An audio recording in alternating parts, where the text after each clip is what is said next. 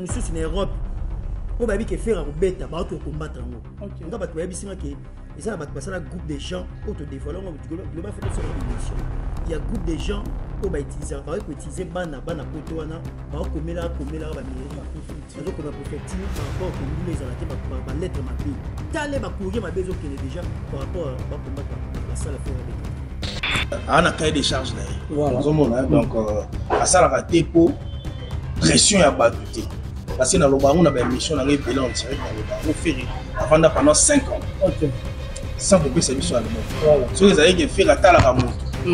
Mais, dans 5 ans, on a jamais goûté là. Pendant 5 ans, on a fait cette mission à l'album. Le bilan est tellement positif. On a 100%, tout ça, on a 98% de réussite. Artiste américain, au baki sali sous ce lot, au canet de l'obagayé. Toujours la musique. Ils ont des types planétaires. On a évité de faire avec soi problème de banane. Voilà. Catch. Ok. Parce que jusque-là, le Belater. Voilà. Pas des émissions sur ça. Moi, tu sentir sous tempo sous. Voilà. Vous avez pam pam pam pam pam pam bam.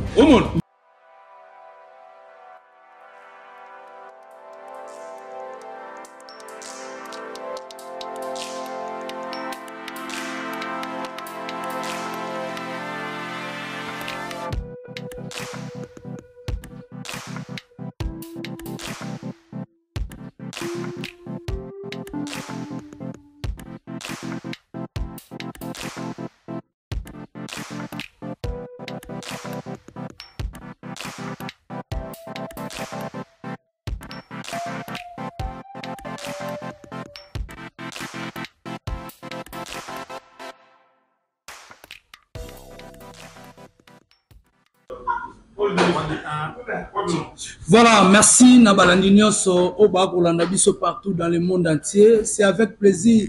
Moi, votre humble serviteur, héritier Iboula, je suis là devant vos postes téléviseurs.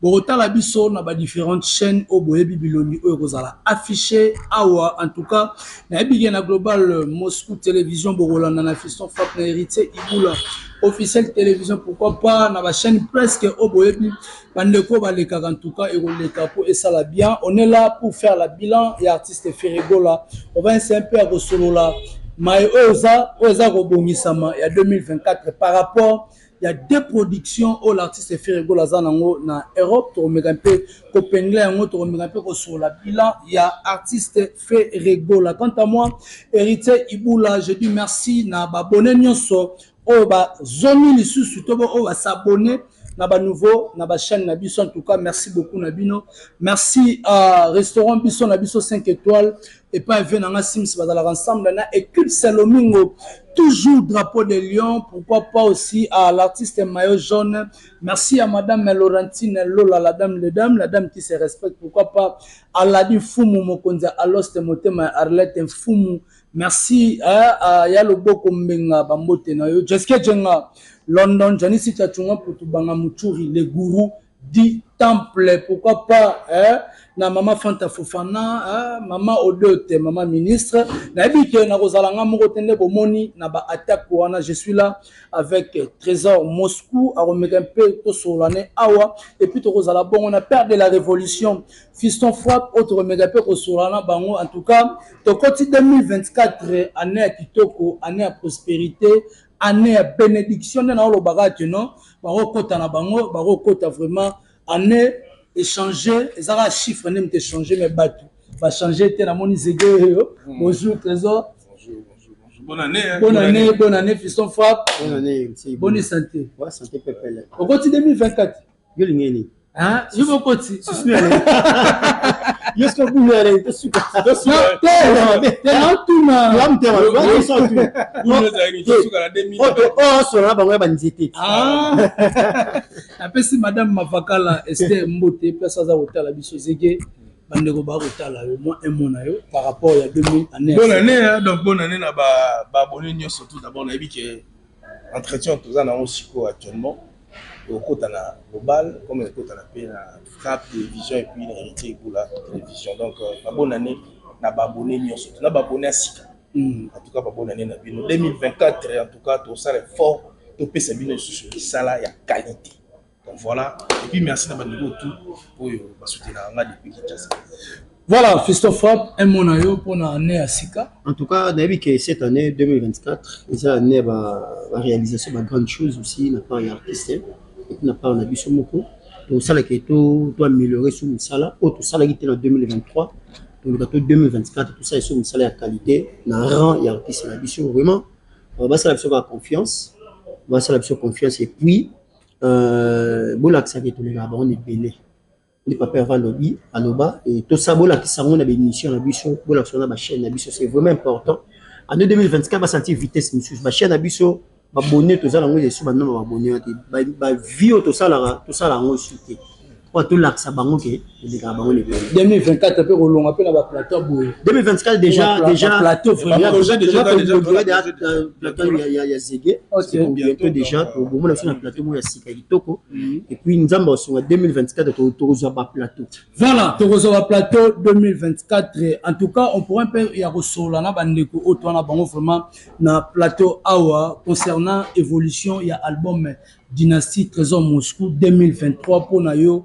Par rapport à achat, il y a album vraiment et qui n'a une. Ouais, bon, 2023, vraiment, album Dynastie, côté vraiment achat, faire à Teki. Ok. Faire vraiment Teki. Hein, donc, on a vraiment. Exactement, toujours ça, 20 pour le putain. Ok. Donc, preuve ça, je crois que dans l'émission, on a tout un lien. Et puis, la chaîne, on a tout un lien, il y a vérification. On a battu tout mais vraiment en termes de vente aujourd'hui, en termes de rentabilité, on a les marathons au Baron que Aza, les lots artistes Moko ya Congo Oyo, Bazo Teka, Makasi, Ezana iTunes, Ezana iTunes, Ezana Amazon, en tout cas, vraiment album Ezo Teka, donc au côté 2024, je crois que 2024, les sous donc, on a sous Moussale et je crois que Bagola va continuer sur le côté. Et puis, je crois que les sous na Italie va streaming. Ok. Donc, Matissassou va nombre de streaming. Pour nous, il y a 25 500 de streaming au mois va totaliser. Parce que, écoutez, au moins, côté rentabilité, il y a artiste Ferrigo là. À l'Obango, fan ya faire un avantage. Ok. Dans le secteur. Aujourd'hui, dans l'industrie musicale, parce que en tout cas, l'industrie musicale aujourd'hui est comme moi trop complexe. Voilà. Dans l'événement, il y a des réseaux sociaux, la technologie est comme vraiment un peu complexe. Mais ceux qui ont des artistes, azoteka, azobimana top 100, il y a des meilleures ventes en tout cas. Les artistes, vraiment il faut te féliciter. Il faut féliciter surtout ça. Il faut vraiment te féliciter. Vraiment, ma case, c'est un rôle qui est gaulois. Baza ba fan oyo baza na avance na makambo pourquoi? Parce que tu bandaka pe ko canaliser ba fanatique wana avant. OK. Mais côté na côté streaming, en tout cas Spotify et Deezer, je crois que to lakisa na ba mama, je crois que ba mama belé baza wana to lakisa bango ndenge nini ya kosala ba subscription na bango na ba plateforme wana to streaming. Et puis avantage nango ça que lelo ba nombre de stream wana ba millions de artistes azo sala côté bah écoute ça na Spotify en tout cas sur 100% on a rôle faire à cause à 80% il y a bateau vraiment bateau streamer payant. On va ça vrai. Voilà. OK. Gratuit parce que na Spotify gratuité mais ça non. OK. Mais tant on a dit 80% parce qu'on a quand même eu le temps de canaliser. Voilà. Merci beaucoup en tout cas. On a continuer au sommet. On a été Fiston Frappe concernant l'album Dynastie par rapport à l'évolution en 2023. On a pas outil épinglé et surtout pour ça vraiment peu bagolois ça la acheter tout ça la rasalaka. Na habité mon na yoko zanini bagolois bako sala ni en 2024 pour l'album. Ba maximiser ka vente parce que babo ça été objectif ya la moko. Ning ba komita ka artiste. Na opesa ça va prix soit disque d'or soit disque platine disque diamant ça dépend de la capacité et la promesse c'est des parties il y a contrat sur un partenariat bon on a lancé la boye sur sali boye on a fait ça mais l'artiste fait rigoler sali par naï côté papa avait à sali par naï après si monsieur volume dynastie volume 1 après si monsieur dynastie volume 2 donc pour l'artiste contrat naé envers ma fan naé à respecter.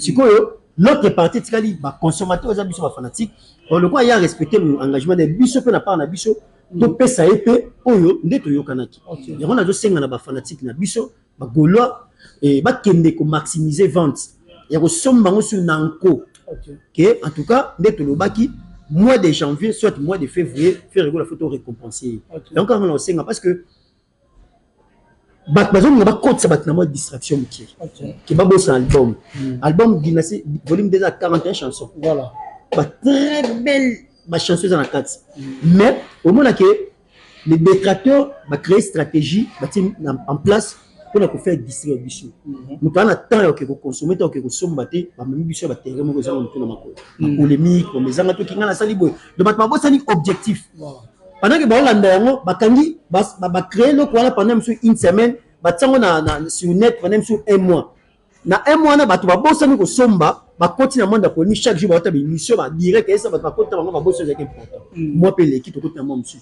il fait que to côté pe oublie pe comme côté ba voilà tout c'est tout la muka tout ça la prudent parce que faire na si vous peut monsieur mutu voilà, faire assis sinon noté à grouper Sabiso il y a Motuya fiston frappe par rapport à bilan artiste tu vu que artiste cette fois-ci azaka na Guinée pour notre éviter et là on est au ça artiste ba kanyeka pour na Guinée parce que tu reçois une nouvelle morote na éviter pour notre bilan il y a artiste au recul au synthétiser en monde ko ba musala et ça la lengi mo bo ba mo kondivier na biso et musala ya papa V ya musala ki bakanga en tout cas mo konza Guinée président Théodore bien abo kotikaye par rapport à la musique et les langues ba conseil né à la fin ba bête ba conseil monsieur Ali oui clos ba conseil monsieur za clandestin et ba robert ngo c'est-à-dire a bête ba ndule monsieur za kaki conseil des ministres Guinée ba si conseil des ministres fallait siko ba bête mandule après conseil des ministres allez ndule mo bête spécial cadre ba ministre ba député bango kaka ba vanya ba beti ba conseil monsieur bête mais za kaki et ni numéro ça mi boye pas conseil de bétami yango moni kotika ezama mobulu mais azo regagner Kinshasa d'ici là l'un de ces 4 matins aux anabiso parce que ça fait l'engagement aux Zénaï en ce qui concerne les bilans est tellement positif na 100% tout ça na 98% de réussite de l'année 2023 pourquoi année éotiko coulé 2023 au moins que faire rigolo déjà à 7 heures dans mois de jours na concert stade de Martyr la francophonie ba les gars matabis OK au moment que bilan est tellement costaud pour mettre un concert devant 200 000 personnes c'est pas le même affaire OK à ça là qui au mois 2023 faire rigolo la musique album en 2023 à part Martyr a beti ba concert et toke ba Guinée ba Côte d'Ivoire toke États-Unis il y a 2 semaines peut-être que ça matin ba orchestre bon préparer pour banger l'événement mais faire rigolo la memi pas to ko ça beta concert mon Amérique pour une semaine à zone pas beta événement mon dans risque qui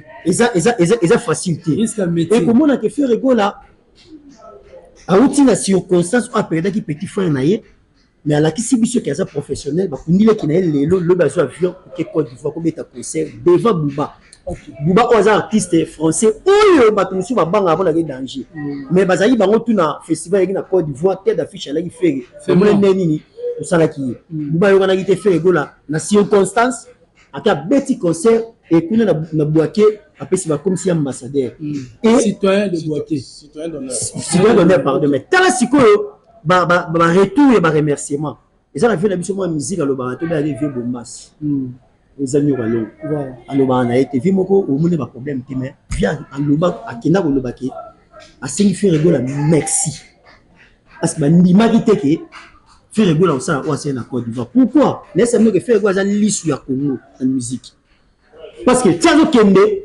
ba vieux tout ya ndule ba responsable ba banga avec que Congo choué pendant que l'artiste monsieur va voyager va beta pas qui pas monter mais pourquoi faire bah on merci na récit tu vois pas que ça lisu ya Congo donc cette année 2023 bilan est tellement positif de la réalisation de grandes choses pas mal de concerts pas mal de tournées artistes à Betty après ce dynastie en tout cas et puis aussi ça bon monter aux États-Unis faire la Betty concert na fin année à Kaboli orchestre na 2 parties partie monsieur va tournée africaine partie monsieur va tournée américaine pour dire que ça la maté accompagné na banaïna ba professeur tout ma professionnel na hôtel musique et ba ça tourner des orchestres autour ba Betty et autour qui Betty autour mais tant ce que ba résultat il y a ba concert na Betty na Afrique na Betty Amérique très positif donc côté wana ba le belangoté Voilà, Baza Golala, Trésor Moscou pour Nayo, bilan et artiste fait rigola par rapport à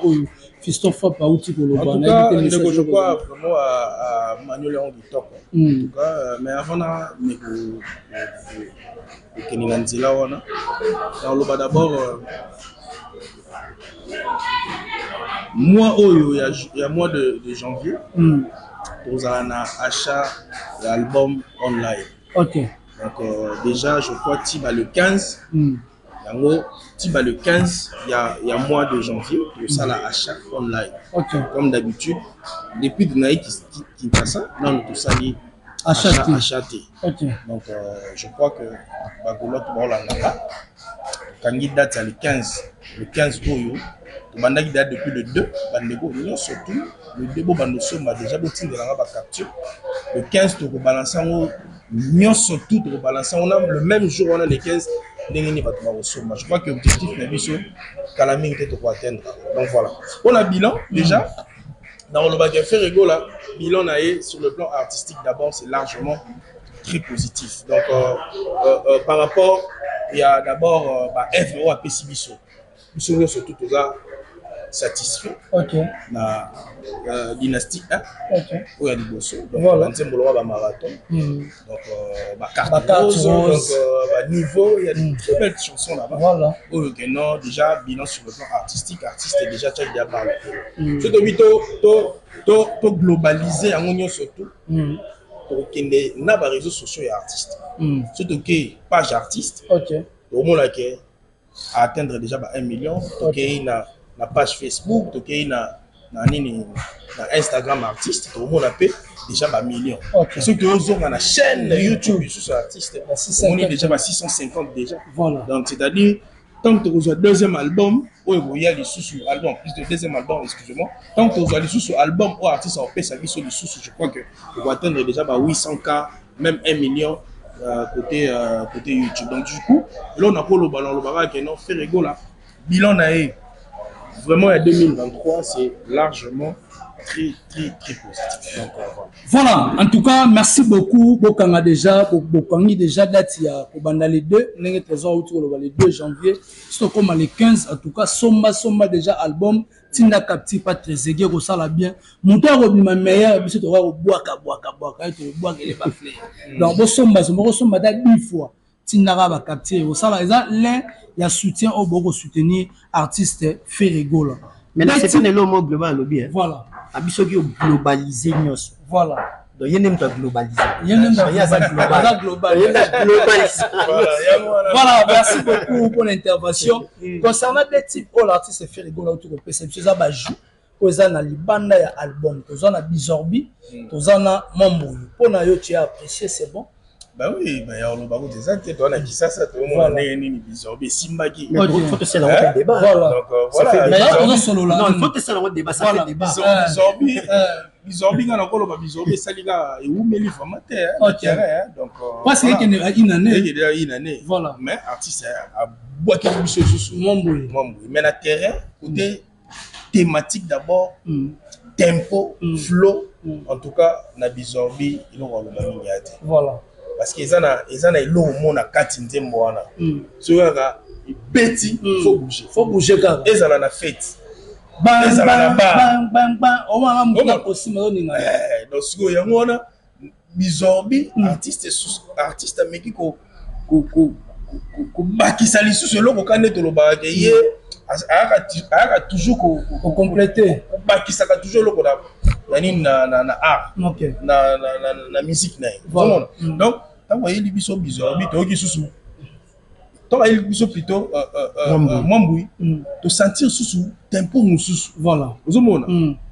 Pam. Bon. Voilà. Donc c'est-à-dire il y a le baming ils ont été fait rigolo là. Coup de chapeau na yo l'artiste fait rigolo la fiston fois. On a des types bizarbi mamboui on a yo ils ont des types planétaires on a évité papa avec soit un problème na banani voilà akani bato catch OK parce que jusque là bato le belater voilà pas des émissions sur ça OK mais sur les amis bato mususu